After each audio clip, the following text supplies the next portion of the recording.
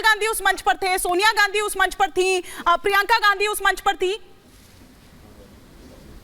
आराम से इत्मीनान से सुन लेना, मैं 30 सेकंड में जवाब दूंगा। जो सुनीता केजरीवाल जी ने कहा और जो अरविंद केजरीवाल जी आज से नहीं 2012 से जब आम आदमी पार्टी का उन्होंने गठन करा था तब से अरविंद केजरीवाल जी के यही मुद्दे हैं और इन्हीं मुद्दों पे हमने दिल्ली में एक बार नहीं 3-3 बार सरकार बनाई। देख लीजिए, बदला कुछ नहीं है दुष्यंत जी। गोवा में हमारे 5 विधायक जीत गए, गोवा में 2 विधायक जीत गए, गुजरात में 5 विधायक जीत गए। अगर 75 सालों में अगर ये चीजें हो गई होती तो शायद आम आदमी पार्टी को सुन लिया दुष्यंत जी। अब इससे पहले कि मैं सौरभ जी से लूं रिएक्शन, आपका रिएक्शन बनता है तो आप ही पर सवाल उठा रहे हैं, उठाते रहे। उन्होंने कहा है कि हमेशा से जो कहते रहे हैं केजरीवाल जी, सवाल उठा वही कोई नेता ऐसा नहीं था उसमें जिसके लिए केजरीवाल जी ने कुछ कहा ना हो। आज सब उस मंच पर थे, चाहे लालू यादव जी से लेकर सोनिया गांधी की बात करें। ठीक है घनेन्द्र जी, आपने 30 सेकंड कहा था, 30 सेकंड से तो ज्यादा हो गए सर। केजरीवाल बाकी गेस्ट भी हैं। देखिए अरविंद केजरीवाल जी ने, घनेन्द्र जी आ रही हूँ हाँ, घनेन्द्र जी आ रही हूँ। India alliance join Arvind Kejriwal ji ने किया, स्वेच्छा से किया, लोकतंत्र है। जब एक गठबंधन बना है उसमें एक मुख्यमंत्री का अधिकार है, वो ज्वाइन करना चाहता है या नहीं करना लेकिन चाहता। आज उस मंच पर सुनीता केजरीवाल जी के पीछे, या यूं कहूं कि केजरीवाल जी के पीछे सारे दल खड़े नजर आए। देखिए बात अकेले केजरीवाल जी की नहीं है, मानने को तैयार नहीं है, पहले ही हो चुका है। बात सोरेन जी की भी है और अन्य भी मुद्दे हैं। किस प्रकार से भारतीय जनता पार्टी की सरकार के आईटी विभाग ने कांग्रेस पार्टी के खातों को फ्रीज करके 3000 करोड़ से अधिक का जो नोटिस लगाया है, ये सारे विषयों को केंद्रित करके और देश में परिवर्तन के लिए नए विकल्प को तैयार करने के लिए ये रैली है।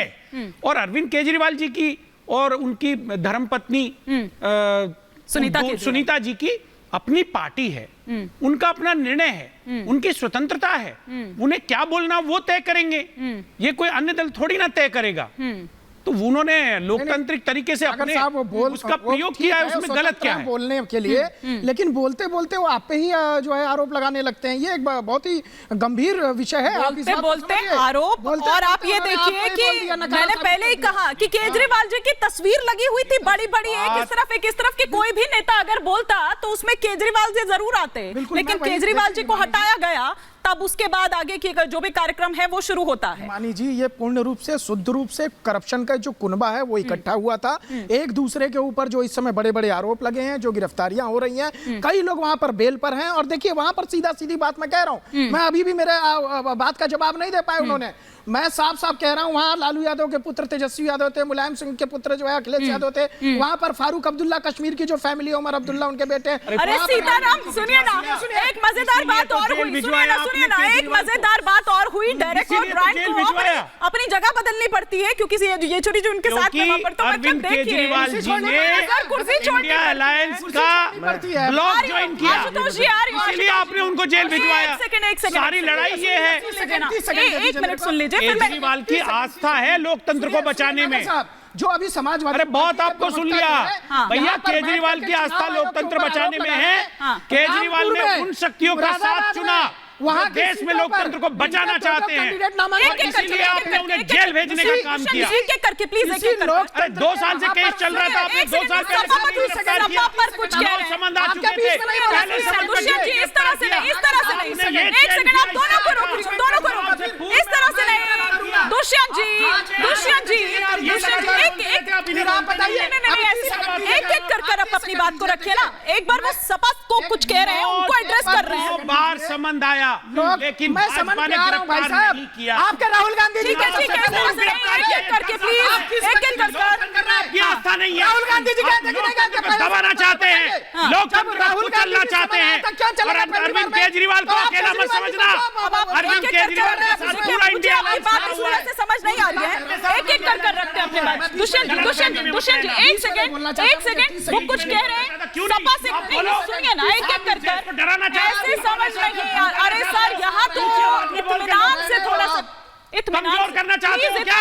कोई आपको कमजोर नहीं कर रहा है, कोई आपको कमजोर नहीं कर रहा है। अपनी अपनी बारी पर बोलते हैं, अपनी अपनी बारी पर बोलते हैं। है प्लीज, आप कुछ कह रहे थे, फिर मैं आशुतोष जी से जवाब लूंगी उस पर। हाँ, कह रहा हूं आपको कि जिस प्रकार से आप रामपुर मुरादाबाद की बात, समाजवादी पार्टी के प्रवक्ता कह रहे थे, तो मैं कह रहा हूं रामपुर और मुरादाबाद जो इस लोकतंत्र का महापर्व है, जिसमें जनता जो है उसको एक महापर्व की तरह मनाती है, और पूरा चुनाव आयोग, पूरा इस देश, पूरा संविधान उसको एक पर्व की तरह मनाता है, वहीं पर रामपुर और मुरादाबाद की सीटों पर मनाने से पहले आपने क्यों चेंज करी? और आप यहाँ पर बता दीजिए, बता दीजिए प्रधानमंत्री जी को क्या आवश्यकता थी? आप यहाँ पर वो भारत के मुख्य न्यायाधीश में भरोसा नहीं था क्या? अगर लोकतंत्र में आपकी आस्था थी, लोकतंत्र में आपकी आस्था थी, क्यों बदला? ऑर्डिनेंस लाके रातों रात क्यों बदला? सवाल का जवाब नहीं दे सकते। ठीक है, हो गया तुम्हारे लिए पार। दोनों को रोक रही हूं, देखिए इस तरह से नहीं चल पाएगा, इस तरह से नहीं चल पाएगा। प्लीज ऑडियो डाउन कर दिया जाए स्टूडियो का, और सिर्फ आशुतोष जी का ऑडियो उठा दिया जाए। और आशुतोष जी, जो बात सौरभ दुबे जी यहाँ पर कह रहे थे उस पर भी जवाब दे दीजिएगा प्लीज, एक एक करके प्लीज। आ रही हूं खरेंद्र जी। मानी जी कुछ सुनाई पड़े तब तो मैं जवाब दूं। जरा हमको सवाल तो सुनाइए। रामपुर और मुरादाबाद सुनाई पड़ रही है। हाँ ठीक है, आप अपना सवाल दोहरा देखिए, जो रामपुर और मुरादाबाद की सीट है, वहां पर आपकी पार्टी के चुनाव लड़ने में इतनी होड़ मची थी कि दो लोग जाकर के नामांकन सीटों पर नामांकन किया।